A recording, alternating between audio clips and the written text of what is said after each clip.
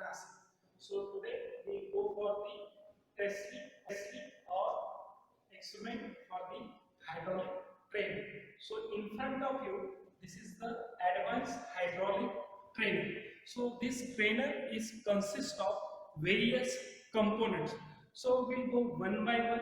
So if you see, this is the first component. What is the name of this component? Single acting cylinder. So if you see its ISO symbol, this is the ISO symbol. So what is this? Single acting spring return cylinder. So if you see, this is the inlet port, and this is the exhaust port for the same. Okay, now next component. So what is the next component? If you see, this is the hydraulic motor. So it has the one input and one output. If you want to reverse it, just change the connection for this. Next, this is the double acting cylinder. So this is a double acting cylinder. So what is a double acting cylinder? It will give the output from the both way. So it has the two ports, port A and port B. Port A stand for the rod end side and port B stand for the cap end side. Okay, so that port is connected with two components. These two components is known as a FCV. What is a FCV? Flow control valve with bypass check. So these two components will be used for the speed control circuits. So what is the speed control circuit? Meter in, meter out, bleed out. So what is the next one? It's a controlling element. So this is the direction control valve. So which direction control valve? So this is a 4x3 lever operated spring return DCV. Its ISO symbol, it's a mention. Okay, next to this control valve, it's a pressure sequence valve. This is a pressure sequence valve which is utilized for sequencing circuits. Okay, next to pressure sequence valve, it is a 4x2 lever operated spring return DCV. Okay, so it has a 4 ports. So what is the 4 ports terminology? T stand for the tank, P stand for the pressure port, A stand for the actuator, B stand for the actuator rod end side. Okay, so just above to this, if you see, this is the hydraulic accumulator.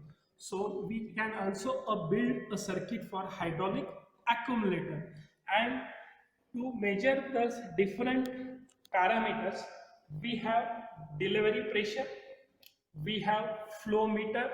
Okay, so important thing, whenever you go for the different types of circuit, you will require the junctions. So what is the junctions role will be played from this component? What is the name of this component? P manifold. P manifold means it is the pressure manifold. So you will get a source of fluid power from this P pole, and to complete the circuit we require to send the liquid to the tank. So this is the T manifold. So what is a T manifold? It is connected to the tank. So the circuit will be completed. Now we go for making a simple circuit controlling a double acting cylinder. Thank you. Okay, so we'll go for the first circuit. What is the first circuit name? Controlling double acting cylinder. So for controlling double acting cylinder, if you see, this is the hose, and hose are connected with the quick collect coupling. Okay, now we'll go for the connection. So what is the connection? Tells us first source from pump. We are connecting the pump port towards the first 4x3 lever operated valve. Which one? P port. So we are connecting this. So this is simple. Pressure port, pump is connected to the pressure port of the valve. Next,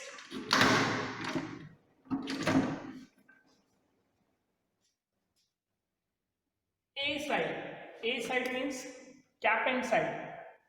It's connected to the cylinder port A.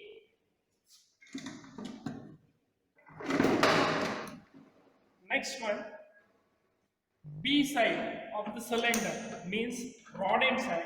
It's connected to the B port of the control valve, and finally we have to connect to the T manifold. So if you see, this is the T port of the control valve. It's connected to the any one of the T manifold. Now our circuit is completed, so we can able to control a double acting cylinder with the help of DC. Now we'll see how it will operate. Okay, so we'll run the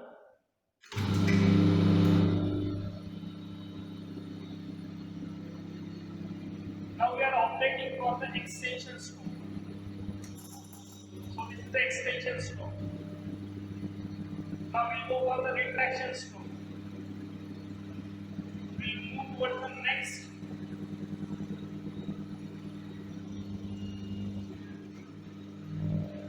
Again, extension, retraction. So just observe when stalling is occurred. Now just see what is the pressure. Pressure of the stalling is around 58 kg per second square. Now when we are operating, during the working the pressure goes down.